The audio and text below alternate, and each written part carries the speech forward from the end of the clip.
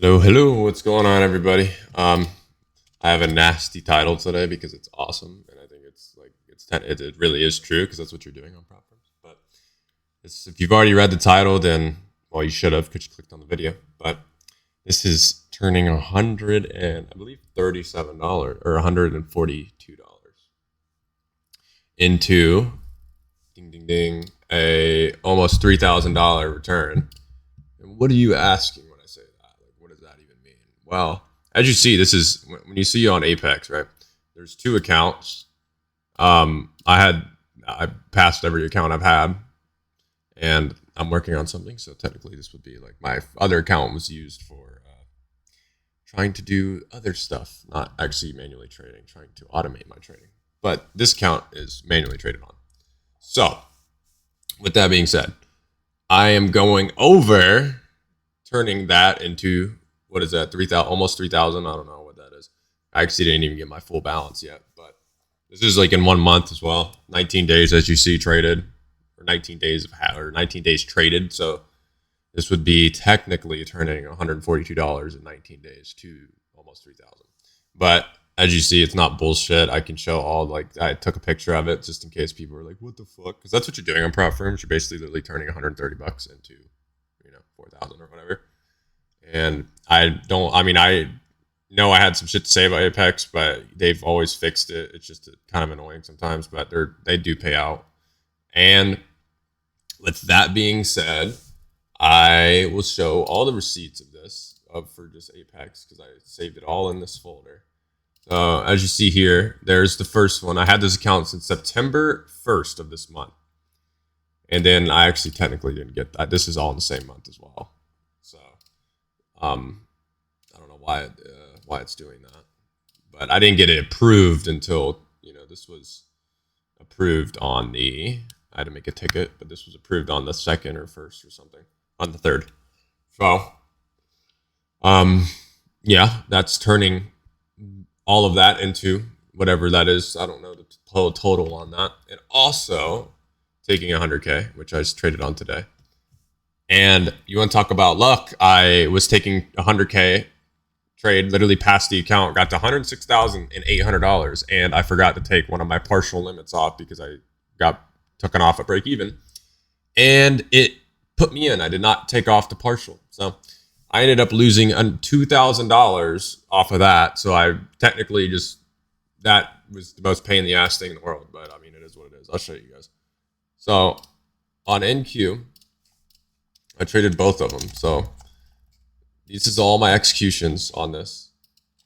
My P&L going into this, my target was this. I was pyramiding it and targeting these lows, but then I already reached 6,000, so I just took it off anyways.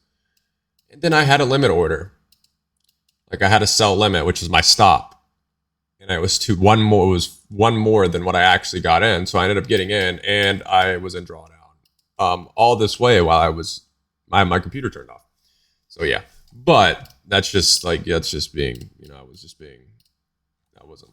that wasn't any sort of like trading error. That was just straight up like me being, not very attentive. So, but it is what it is. It's not a big deal. It's a fucking eval account. If it was like actual money, I would have been a little mad, but you just get it back anyways. So it is what it is. So then I bought some more because I actually like Apex. I think it's for what you get out of it. It's really good. So, and I just haven't really tried anything else. I heard great things about Top Step, but it was not clickbait, as you guys saw. I just approved everything what I just showed you guys. I'll even pull up an email.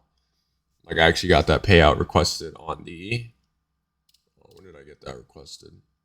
For this account, I switched to Apex this month. Isn't that crazy? This month is when I switched to Apex, and it got approved on the 5th. So there you go. That's 1 month of turning $142 into 2,000 and something, 2,700. That's fucking crazy. And it's all done, all based around everyone's favorite topic, because ICT doesn't work. It just doesn't work. It just can't work. I know. Like this guy's using something that I'm not. He knows. He's talked to Michael himself. Like he knows something that everyone else doesn't know. Now I know the same amount everyone else knows.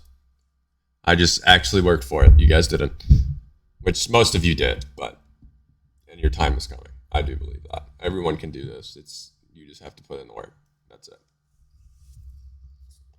But the reason now, like, I'm gonna walk through like what I do, like my entry model, because I feel like a lot of people have asked me this, and it was my perfect entry today. I just showed you guys my executions on an eval, another one.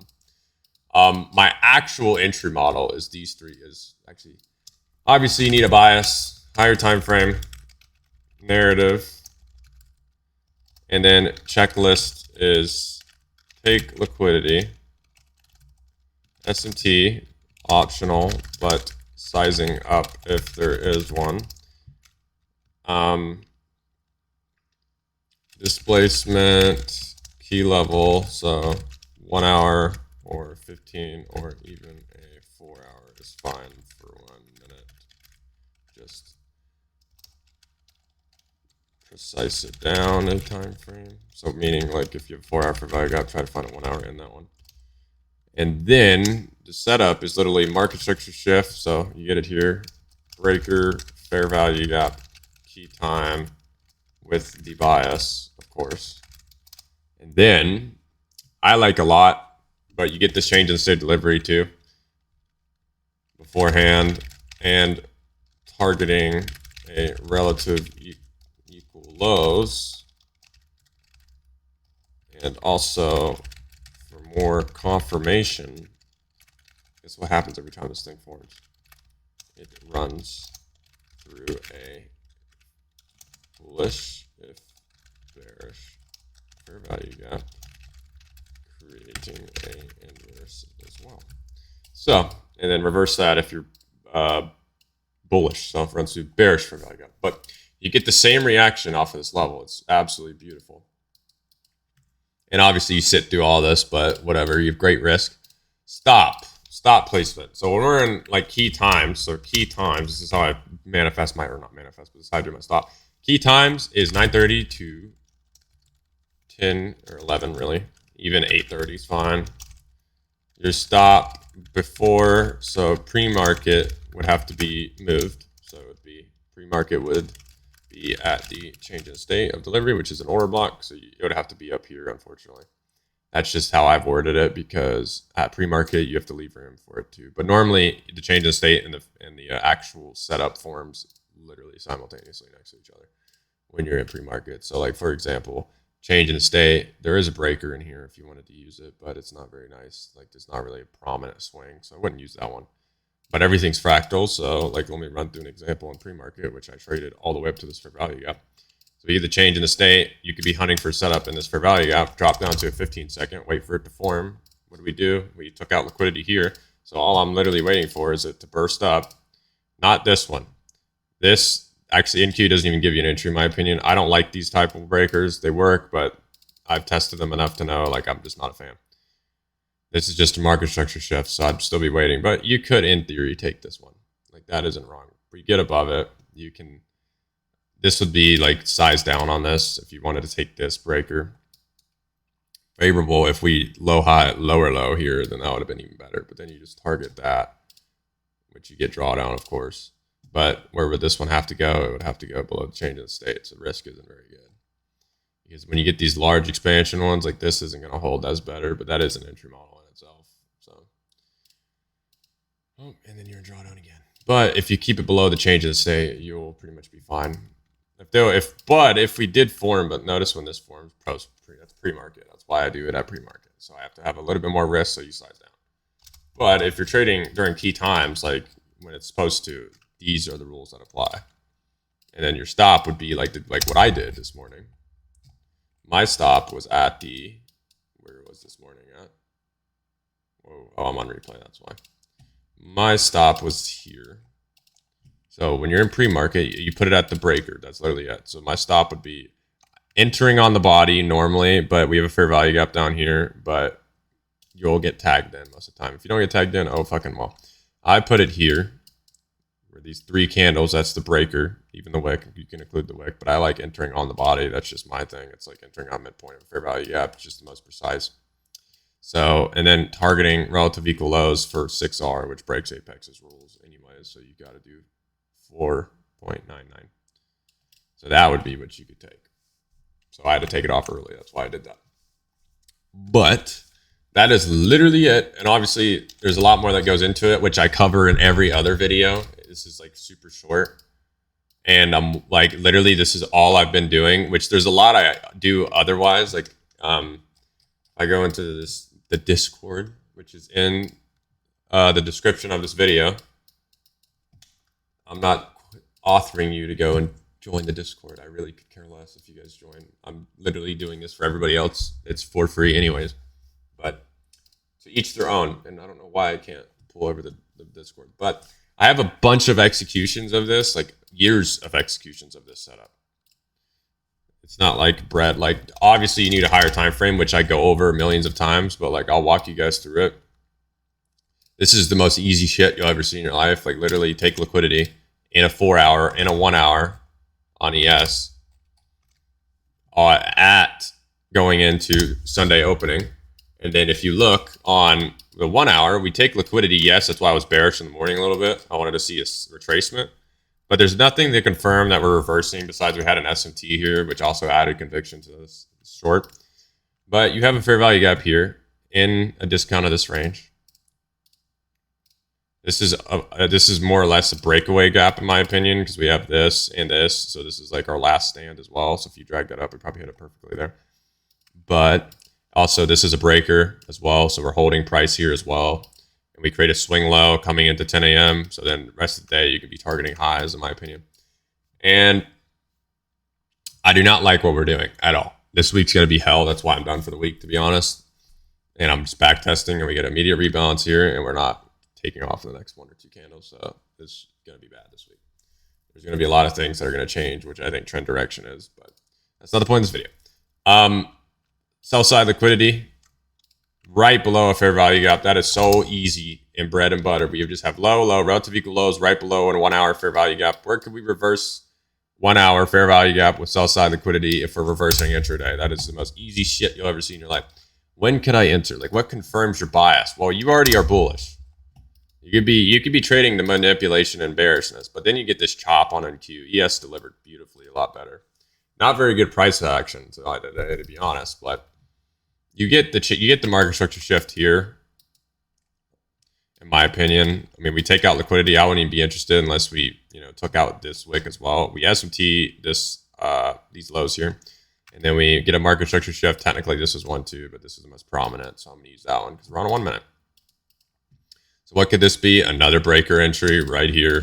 Yes, you get drawdown, but guess what that is? You're at a key time, so your stop goes where? At the breaker low.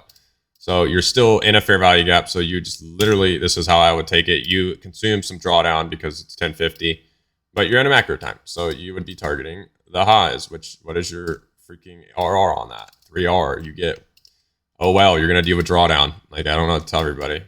Like, you're not going to be able to get in on this candle wick. Like the body, yes, possibly, but and if you combined it with this, which sometimes I might, but not all the time, and very rarely does it go down and tap that unless it's in a consolidation hell.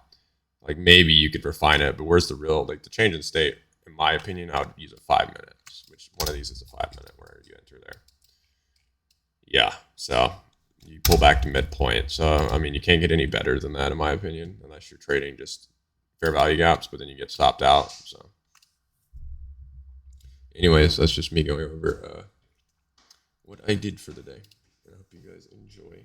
And I am not bullshitting. Join the Discord if you guys don't believe me. So anyways, I'll have a bunch of videos coming up this week of trade executions and like going over shit, because I think this is a week that you need to learn, not look at the chart as much.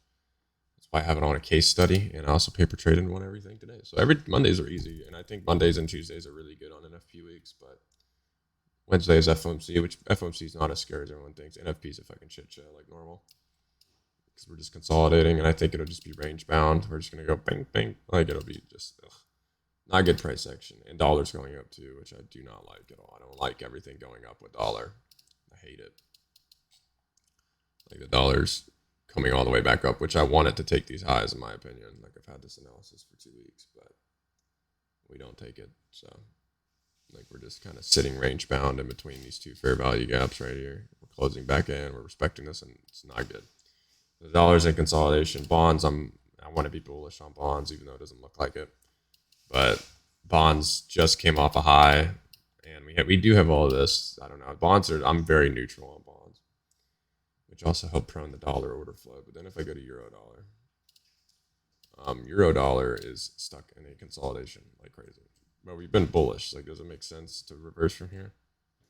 Not very likely. I mean, we hit this monthly breakaway gap, which doesn't seem very bullish to me or bearish to me, but we're just consolidating, which is why the dollar is consolidating, or why the dollar is. But euro dollar looks nice. I mean, honestly, these lows look nice, but we're having so much consolidation that it's like you gotta kind of wait. And this is the week that it should react to something. Like, we should get some sort of movement, because I mean, that's why your trades are being in drawdown, aka all of this stuff, because of all this shit going on in the world. I won't say it because I don't want to get demonetized on YouTube. But short video, I know everyone loves, and everyone thinks and talks about how much I fucking rant, but the rant is actually the most important part, because that's me relating and gaining you personal experience and conviction to what I have that I trust. But anyways, I hope you guys have a good rest of your day. A little 17-minute video just to fucking clickbait you all. Just kidding. Not clickbait, because I just showed you guys proof. But join the Discord. It's free in the description. I talk to everybody. You can talk to anybody in there. I'll give you guys my thoughts. They'll give you your thoughts. And it's kind of like just community. I go over shit every week, or try to at least. And yeah, hope you guys have a good rest of your day.